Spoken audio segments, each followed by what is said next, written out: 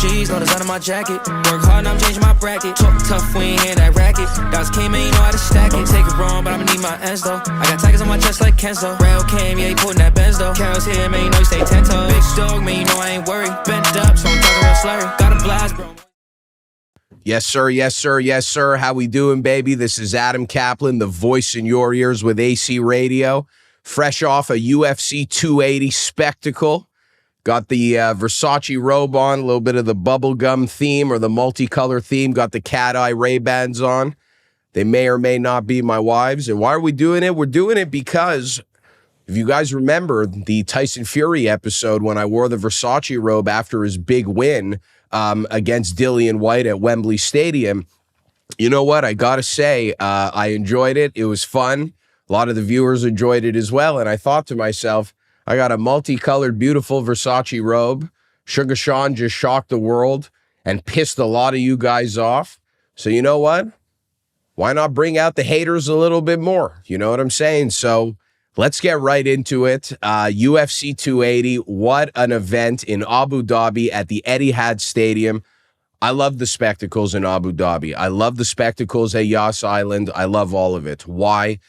I just love the way the fighters are treated when they go out there.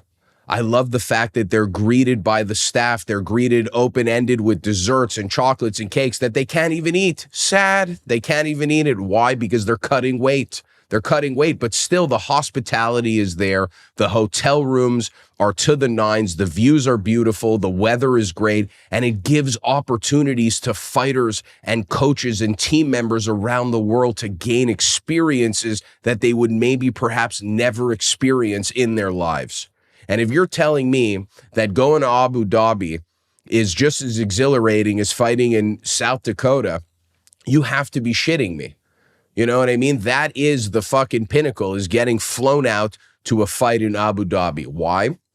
Because the UFC and obviously Abu Dhabi have a little bit of a deal going together where we want you guys down here and we want the biggest fights possible. And UFC 280 was exactly that. So I love the fights in Abu Dhabi. I think that perhaps the design of the stadium, I'm not sure, is meant for fighting like the T-Mobile Arena is or like the MGM Grand was back in the day. But I wasn't there. But it just seems that the seating is not rounded enough to get a great view of the octagon. It's very straight and symmetrical, like a rectangle. So if you're all the way at the opposite end, you're probably watching a screen the whole time, which a lot of folks are guilty of doing even when they're on the floor at the UFC. Sometimes having the closest seat in the house is not actually the best seat, and I know that from experience as well. So another great spectacle, as I've said before. Let's get right into it. Everyone was raving about my analysis and my breakdown of the Suga Sean O'Malley fight versus Petr Yan, and, you know, I just love that. I love that. That really meant a lot to me because when I was going at 1,000,000 miles an hour, I had a feeling that you guys were going to love that one. So it always is a home run to me when I deliver. Look, 29-28 Suga Sean O'Malley. A lot of folks are bitter. A lot of folks are bitter. They thought that Petr Yan should have won 29-28, and it shouldn't have even been a split decision. It should have been a unanimous decision. And some folks will even go as far as thinking that that second round was a 10-8. I don't know about that one, but it seems to me like the real controversy lies in that first round. A lot of people online were quick to say that Petr Yan won that round. I'm not sure. I'll have to go back and watch the fight, and I'll say the same thing like Suga did. Both guys in that first round were readily available to show off that they were there to stay for the remaining of the 15 minutes. Yes, Yan threw perhaps the more thudding shots, showed the more aggression. Maybe. But at the same time, Suga showed how smooth he was in there and how comfortable he was in there. Switching stances. When Petr would switch to southpaw, Suga would switch to southpaw. And that kind of played with Yan a bit. But what did Yan do? He went back to his foundation. His hard body kicks, his hard leg kicks. Even got a takedown in. But if you don't do something with the takedown, then it doesn't really count for points. And I think that that's something that a lot of folks don't take into consideration. And because Suga's not going for any takedowns, obviously he loses 1-0 in that department. You think that that adds to the points, and that's not the case. In that second round, Petr Yan came out fast, and he came out hard. And he brought it to Suga Sean. But Suga got a very good piece of advice in between the first and the second round from his youthful coach in Tim Welch that a lot of people have been critical about. They think that he's just there for the ride to enjoy the Suga show. They don't think that he's actually in the gym with Suga, really being able to break down and propel Suga. They think that Suga's gotten there completely off of natural ability. No, he's got a team around him. He's got Augusto Mendes Taquino, okay, his jiu-jitsu coach, a fucking motherfucker on the ground, black belt world champion. Tim Welch, also a black belt, I believe, as well. Look, he told him when you are in southpaw, you got to throw that overhand left. And that was wide open. And then in that second round, bang, he hits Petr Yan on the money with that overhand left. Didn't go berserk, but definitely seemed like he was anxious to finish the fight. But then, boom, there goes Petr Yan, smacks him with a big right hook. Down goes O'Malley, and the fight changes. And the fight completely changes. So from there, after Sean got dropped with that right hand, then the second round started to take favor for Petr Yan, and that's why a lot of folks think that it was a 10-8. I don't think it was a 10-8, but Petr Yan unanimously won that second round. And then in that third round, both guys showed a tremendous amount of heart. Petr Yan closed the distance. I believe he was looking for a clinch. Sean O'Malley slid that knee right into the temple or right into the corner of the eyebrow of Petr Yan, and he felt the graze. He felt the blood rushing right from Yan's forehead right onto Petr Yan. Actually, Sean O'Malley today said that it felt like Petr Yan was peeing on him because the blood was pouring so fast and was so warm. And he said in any other scenario, it would have been the grossest fucking thing that he had ever experienced. But in the fight game, it was the most primal thing he ever experienced, which, you know, sounds a little cliche, but it's the truth. Third round, I gave it to Sean. I did give it to Sean. Yeah, I felt like Petr Yan was digging deep and he was aggressive, and he was landing on Suga, and Suga did look like at moments it wasn't going fair for him, but Suga stood his ground. He showed that he belonged. And I personally felt like Suga won that third round. I didn't think that Yan did anything with his takedowns. Suga rolled to that omoplata. He set up the triangle, was able to reverse. He got up.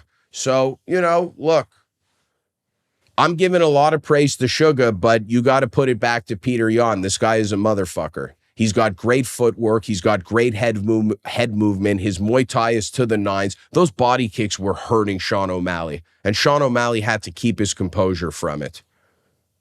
And to be cut open like that in the third round and still have the tenacity and the relentlessness to go after a guy like Suga Sean, where when you're rushing him too much, you're probably at your highest risk to getting knocked out. He proved that he wasn't afraid of anything and why he's the #1 guy in the world. So props to Petr Yan. And although I was so complimentary of Suga this entire time, I got the outfit going just to piss y'all off, I had Petr winning 29-28. I did. But when I rewatched the fight, perhaps my mind will change, because I do think there was a little bit of a GSP Johnny Hendricks thing going, where in the moment, that first round absolutely looked like it was Petr Yan's or Johnny Hendricks. But when we watch it back, I think we'll be a little bit more comfortable in giving Suga that first round. So congrats to Suga Sean O'Malley. Congrats to Petr Yan, because both guys won on the night either way. Okay, if Suga would have lost by split, lost by unanimous decision, it would have been a draw, or the result that happened. Both guys won either way, because Suga showed that he belonged. He showed that he has the tenacity, he has the relentlessness, he has the grappling. He could scramble, he could take a shot, he could keep his composure in the big moments. You see how calm he was the entire week? See how calm he was on fight night? A much different energy and demeanor from Conor McGregor. As the days go by, the comparisons couldn't be further from the truth. And, you know, I just really think that Suga showed that he belonged, and we obviously knew that Petr Yan belonged, okay? He's the #1 motherfucker in the world at bantamweight, and we saw that, and we will continue to see that again. Petr Yan is going nowhere. He is going absolutely nowhere, and Suga wasn't the first one to call out for the title in the next fight that we're going to talk about. But before we talk about that Aljo thing, your boy seized the moment, dropped a little bit of that Suga Show highlight reel on Twitter. Kyle from the Nelk Boys was putting up a few tweets about Suga. Your boy put in a little clickbaity title. We got 20,000 views minimum right now. By the time this comes out, it'll probably be at over 30K. You know how fucking proud I am of my own work, and I hope y'all are happy. We hit it to 30K, baby. This is a team effort, and you know, we just got to get firing on all platforms. But next thing you know, you got Aljamain Sterling versus TJ Dillashaw.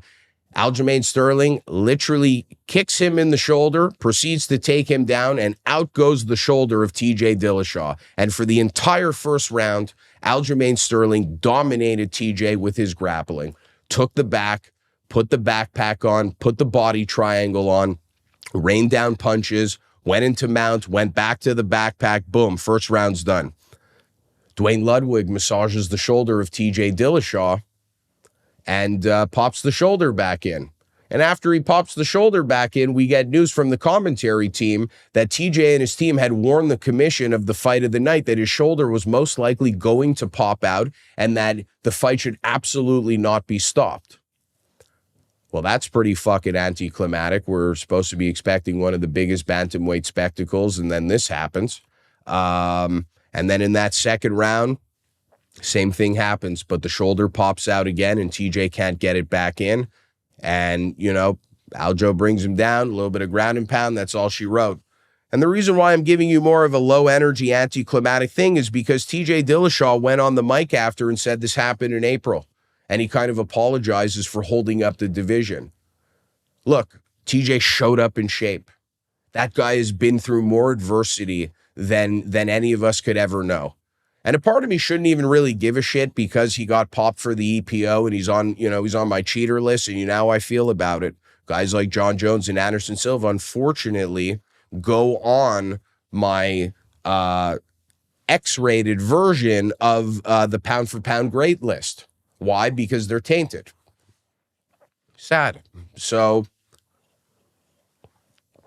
I shouldn't even really be that remorseful to TJ, but at the same time, the guy ripped his shoulder out, couldn't really get things going in April until now, but still showed up in shape, still showed up ready to go. Didn't hit pads before the fight, though. Didn't hit pads at the open workout. Kept a really low-key profile. So Aljamain Sterling was calling him out at the presser saying, like, what's going on there, man? You trying to find spots to stick a needle in your ass, or what are you hiding from? TJ came back with some pretty good banter, actually, that shut Aljamain Sterling up. But on the night of the fight, TJ Dillashaw didn't have any answers, and he proved that, yeah, he's got great heart, and he could show up in shape, and he could rise to the occasion, and he also showed that he could face adversity.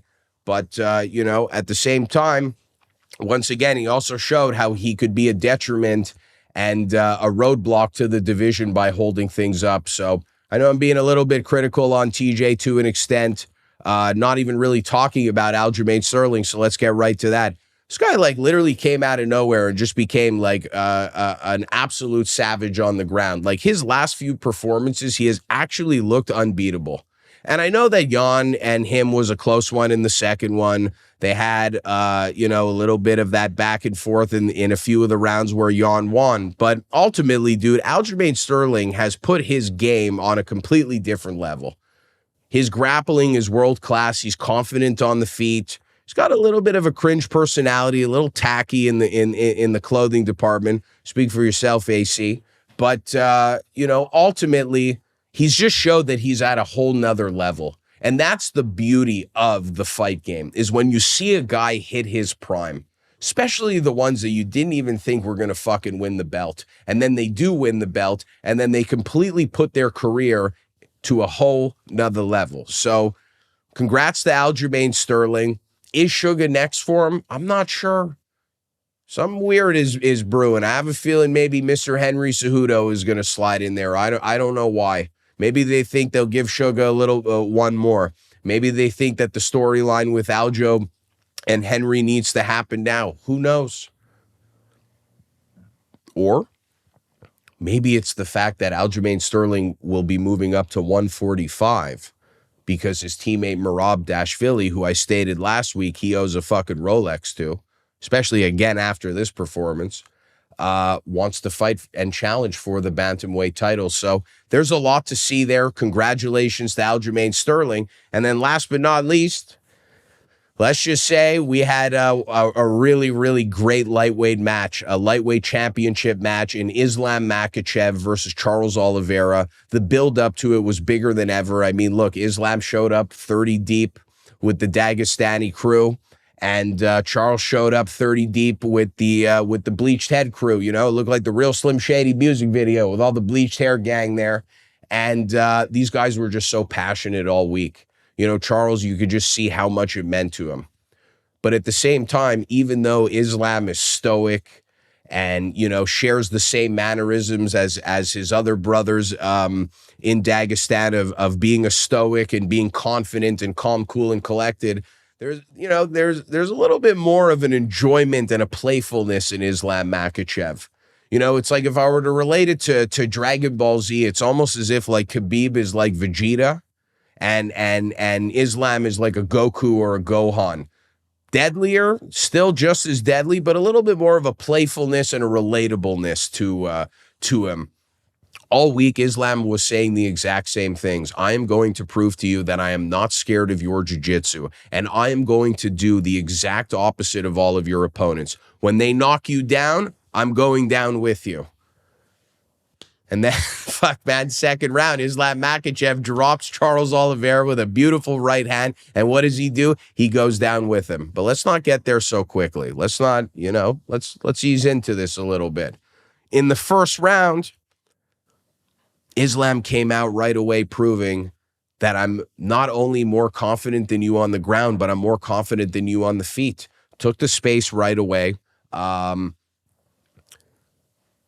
Had a few exchanges with Charles, you know, was a little bit anticlimactic. Charles didn't come out as fast as we thought he was going to.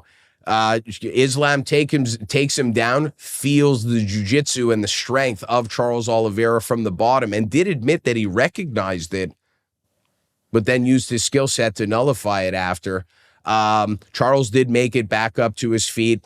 Islam again showed that he was comfortable on the feet, and then when the two fighters were up against the cage, Islam hit a beautiful trip or a beautiful takedown, and you could just see Khabib Nurmagomedov in his corner, so ecstatic. And that's the beauty of the fight game, man. When it's you in the octagon, you're strong, you're stoic, you're powerful, you don't care about it, the outside noise, etc. Your best friend Islam Makhachev is in the octagon, basically about to repeat the footsteps that you did, and you see him hit a takedown in the first round, and Khabib looks literally like a kid in a candy store or a proud father. It was just, you know, it always reminds me when these guys fight how much it means to them, because they're so fucking confident leading up to these fights that it's like, this is just what I do, man. Like, I have nothing to say, no chains to wear, nothing to say, you know, like, I don't care. I'm going to implement my style, and that's it, that's all. And they fucking go out and they do it again every single time. It's crazy. And every single time, guys like Islam, guys like Khabib fight, it reminds us just how deadly and dangerous they are. Because we're a sucker for the promos. We're a sucker for the outside glitz and glamour that these guys don't necessarily give to us in the same way as a McGregor or an Oliveira or a Sean O'Malley, etc. But, you know, I'm going all over the place here, baby. I'm just so pumped about it. It was just such a sight to see. He hit that takedown in the first round, controlled for the rest of the first round. Second round, Charles comes out. And again, you're thinking like, okay, like Charles is really going to turn the heat up. And maybe he did a little bit. My mind is a bit cloudy. But ultimately, in the end, Islam on the feet lands that right hand, puts down Charles Oliveira. He follows him down into half guard, sets up the head and arm choke. By the time Islam was passing to side control to really sink in that choke, Charles is already tapping. That just goes to show you how strong the grip is in the Dagestani crew. You know, Team Khabib and the squeeze is the real deal Holyfield. I remember back in the day, they did this sports study show where Fedor Emelianenko put on a rear naked choke on a dummy set up to sensors. He had the same squeeze as an anaconda. Islam Makhachev ain't far away from that, baby. I'm telling you that now. He was barely even over into full side control, and it was already a Rapski. It was done. Credit to Islam Makhachev, the champion. As soon as Charles Oliveira taps, he lets out that lion's roar. He lets out that scream. Over the cage goes Khabib Nurmagomedov. They're hugging. They're throwing him up in the air. Islam is the champion, the little brother of the team who did everything the right way. He did everything the way Khabib did it. He followed his formula and his footsteps to a T, and look what paid off, baby. Congratulations to Islam Makhachev, who's now the lightweight champion of the world. And guess who pops into the octagon after? The pound-for-pound great, the featherweight, almost said bantamweight because we've been talking a lot of bantamweight-ish. The featherweight fucking champion of the world, Alex the Great Volkanovski, steps into the ring. But prior to him stepping into the ring, my favorite line of the week, coming from Islam Makhachev of all people, he says, "Get this short guy in the octagon." He calls Volkanovski the pound-for-pound great, the guy who's putting down Max Holloway a few times, the guy who survived the guillotine against the great Brian Ortega and went on to win. Calls him the short guy. Unbelievable. But what does Volkanovski do? He jumps that gate like a stud, and he tries to, like, you know, get a little face-off going against Islam Makhachev, and there goes DC, who did a pretty good job the entire week of not being too biased in his teammate in Islam Makhachev. But a few times you could tell when he was complimenting Charles that it was, you know, he really had to throw it in there just to polish it. Tells Volk, whoa, not too close, this and that. Come on, man. Let these fucking guys face off. If Islam Makhachev has had the plan the entire time to fight Alex the Great Volkanovski, the pound-for-pound king, in his hometown in Perth in February, dude, let these guys face off. What are you doing? What are you doing? When Brock Lesnar jumped in the ring after your victory, what did you want to do? You wanted to get right up close and personal. Why? Because you wanted to have your moments. Now, I know Islam's not the same way. He's not a sucker for the promos like a Daniel Cormier is, but I think they should have had a little bit more of a face-off, because after they had separated them, they said a couple of words. They shook hands. It was very, like, anticlimactic, and that was that. But, you know, looking forward to that. Islam Makhachev versus Alex Volkanovski, both guys who deserve to be on the biggest stage, earn the biggest checks, and hold the biggest titles in the Ultimate Fighting Championship. So that's what I got for you, baby, on UFC 280. I love the shit out of the event. I hope you did too. If you haven't checked out that Suga Sean highlight reel, by then already 30,000 people have. So if you haven't, what are you doing? Don't be a duster. And look, last thing is, we got extra content coming out for you this week, baby. We're going to have a 15 to 20 minute preview breakdown of Jake Paul versus Anderson Silva, which will be next Saturday, October 29th. So stay tuned for that. Hope you like the Versace robe. Hope you like the glasses. Haters everywhere we go. AC Radio, we're out, baby. Big cheese, no design on my jacket. Work hard, now I'm changing my bracket. Talk tough, we ain't hear that racket. Dots came in, you know how to stack it. Take it wrong, but I'ma need my ends though. I got tigers on my chest like Kenzo. Rail came, yeah, he putting that Benz though. Carol's here, man, you know he stay 10 toes. Big dog, man, you know I ain't worried. Bent up, so I'm talking real slow.